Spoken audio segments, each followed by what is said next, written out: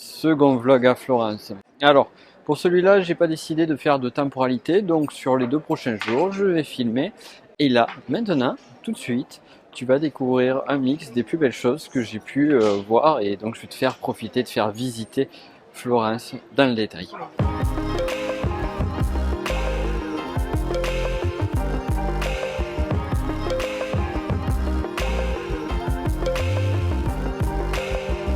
Bon, maintenant, on passe aux choses sérieuses. On va tenter une expérience très importante. Faire mon premier café à l'italienne. Alors, je t'explique selon ce que j'ai compris. Tu dévisses ici. Là, tu vas mettre ton café et à l'intérieur, l'eau. L'eau, il faut la mettre jusqu'à ce petit bitonio là. Donc voilà, c'est ok pour l'eau. Spouk. Alors, combien de cuillères? Ça, c'est la question. Voilà. Parce qu'avec 2 cuillères, ça devrait aller. Ensuite, on referme. Et il n'y a plus qu'à laisser chauffer. Et voilà, c'est prêt. Ah ouais, faut pas mettre beaucoup plus d'eau, hein.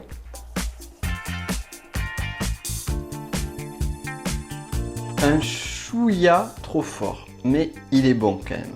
T'as vu, c'est pas compliqué. Et d'ailleurs, ça me donne envie, je pense que je vais m'acheter une cafetière italienne. Et ici que je te montre quand même, parce que ça vaut le coup. Tu vois, ça,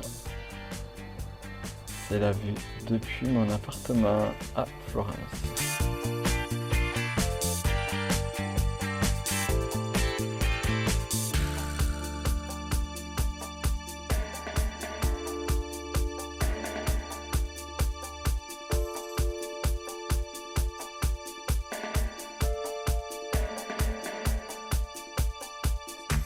T'imagines, c'est le 3e jour que je suis ici et je n'ai pas pris le temps d'aller voir ce bâtiment là. Donc on y va, tous les deux, juste toi et moi.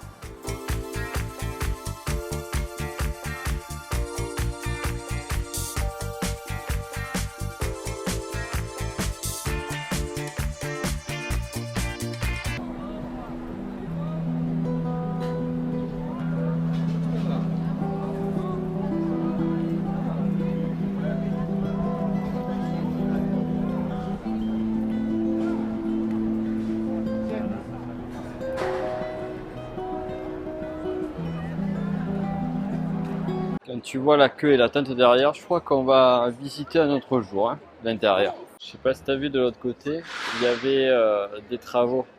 Et là, à mon avis, ils doivent ravaler la façade. Je sais pas si tu vois là. Je comprends pas pourquoi ils s'embêtent à ravaler la façade alors qu'il suffit de mettre un filtre Instagram ou Snapchat et puis c'est fini. Le filtre pro de pêche Snapchat est pas mal.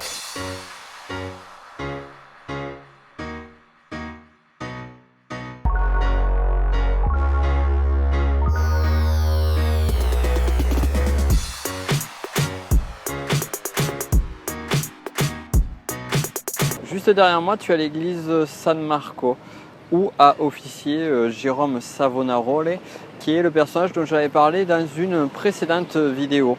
Personnage assez étonnant. Je me suis trouvé un parc sympa, un peu excentré de la partie touristique. On va aller se poser par là.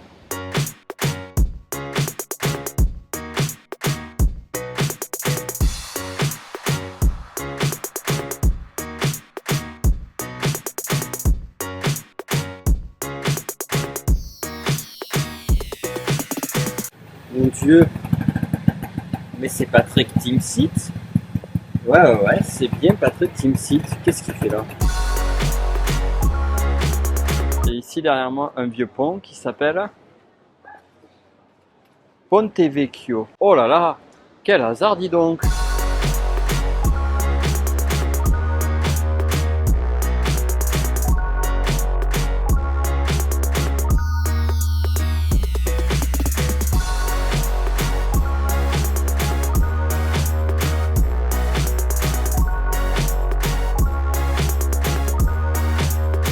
Bon, je vais te parler de quelques-uns des personnages qui sont présents sur ces statues. Donc ici tu as Dante Alighieri. Donc Dante, tu as peut-être reconnu la Divine Comédie de Dante. Donc voilà, ça c'est l'un d'entre eux. Michel-Ange, je pense que c'est plus ou moins inutile que je t'en parle. Léonard da Vinci. Alors de Vinci, c'est pas son nom de famille, c'est la ville où il est né. Intéressant sur Léonard de Vinci, c'est un personnage qui voulait être connu, qui voulait arriver à la postérité par toutes ses inventions, par toutes ses innovations. Et finalement, c'est surtout, il est passé à la postérité grâce à ces fameuses peintures, dont une certaine que tu dois peut-être connaître, tu as peut-être entendu parler. Ça s'appelle La Joconde, je crois. Ça te dit quelque chose? Ici, on a Léon Alberti, qui est un des rares personnes. À l'époque, on pouvait savoir quasiment tout. Il était possible d'avoir la connaissance universelle. Apparemment, ce serait une personne qui était pas loin d'avoir la connaissance universelle de l'époque. Il a fait énormément de choses. Et tout à l'heure, tu avais vu donc une église que je t'ai montré, que tu verras ici. Là, je la rajoute là maintenant. Eh bien, c'est lui qui a fait le dôme. Donatello, Tortue Ninja, bien évidemment, et très grand sculpteur. Bon, je suis désolé pour la luminosité. Ici, nous avons Giotto qui a fait le campanile que tu as vu tout à l'heure, qui est juste magnifique. Ici, tu as Laurent le Magnifique, qui a donc régné sur Florence et qui est décédé en 1492. Pourquoi magnifique? Pas parce qu'il était beau, parce que bon, il avait quand même une coupe de cheveux qui n'était pas géniale. C'est surtout parce qu'il était très généreux. Donc c'est magnifique dans le sens original, le sens antique du terme. Et il a énormément contribué à l'art et à la Renaissance à Florence. Et ici, Cosimo Pater Patriae, donc le père de la patrie, c'est le papy de Laurent de Médicis. Et donc ce monsieur-là a permis aux Médicis de régner sur Florence. Et ici, tu retrouves ce cher Andrea, et je sais pas qui c'est. S'il faut, il est passé là, tu sais, l'air de rien, il dit « Oh, faites une statue sur moi, je suis célèbre », et puis en fait, ils ont fait une statue et c'est un parfait inconnu. C'est peut-être ça.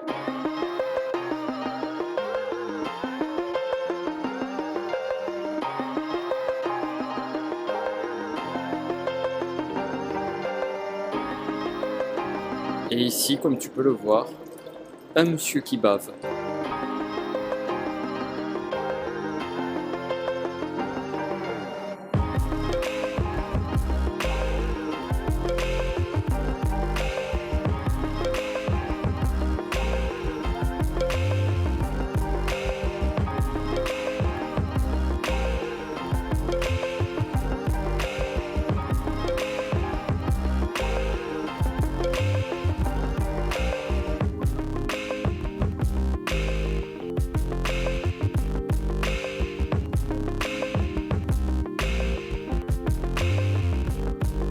Et voilà mon cher Chafourbe, j'espère que cette seconde visite t'aura plu. Tu retrouveras ici également le premier vlog Florence aussi, avec d'autres choses très chouettes à visiter. Et sur ce, on se dit à très vite pour de nouvelles aventures. Ciao, il mio caro gatto furbo.